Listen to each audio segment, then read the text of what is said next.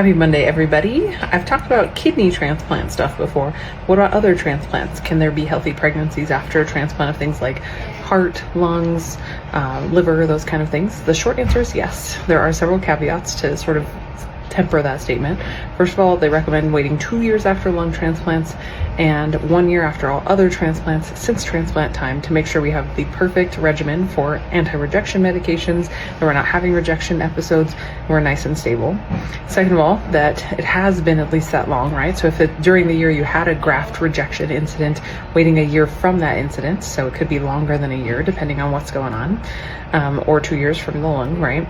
And then also just making sure we're on the perfect regimen, things that aren't as likely to cause problems with fetuses as far as immunosuppressants, which are super important, needed during pregnancy, even always really once you've had an organ transplant. And then also that we're not having things, so it's not uncommon to get things like cytomegalovirus or CMV in the transplant setting. And so making sure that that's not present because that can be detrimental to pregnancy. So having all the infections and stuff like that taken care of. So there are definitely lots of caveats, but totally possible, yes.